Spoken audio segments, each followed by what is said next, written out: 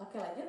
Nah, melangkah ke itu bisa Bank Indonesia Kalimantan Selatan mencatat perkembangan perekonomian di Kalimantan Selatan pada triwulan ketiga tahun 2020 mengalami kontraksi lebih dalam sebesar minus 4,68% year on year dibanding triwulan sebelumnya yang terkontraksi sebesar minus 2,63% year on year. Kondisi ini dipengaruhi pelemahan dari sisi domestik dan eksternal. Di antaranya dua sektor paling terkontraksi yaitu investasi yang minus 3,40% dan minus 23,07% dari ekspor. Meski demikian, jika dihitung secara kuartalan, perekonomian Kalimantan Selatan justru telah menunjukkan pertumbuhan positif sebesar 3,26% Q2Q setelah sempat terkontraksi 0,04% Q2Q didorong perbaikan kinerja domestik dan lapangan usaha utama.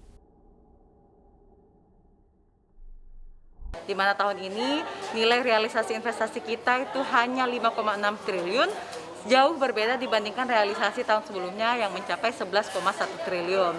Nah, dari sisi eksternal, pelemahan itu bersumber dari kinerja ekspor terutama untuk komoditas unggulan seperti batu bara dan CPO yang masih melemah akibat tren penurunan harga yang berlanjut serta permintaan negara mitra dagang yang masih terbatas.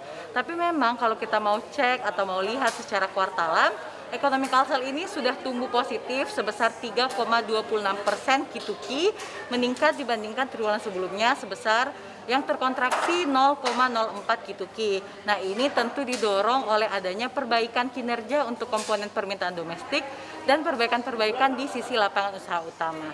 hingga bantuan tambahan biaya atau pembiayaan. Bank Indonesia juga menyatakan prospek pertumbuhan ekonomi Kalimantan Selatan akan membaik di tahun 2021 yang ditunjang oleh meningkatnya konsumsi rumah tangga pasca pandemi, konsumsi pemerintah, dan investasi. Syamsul Alam, Kompas TV, Banjarmasin.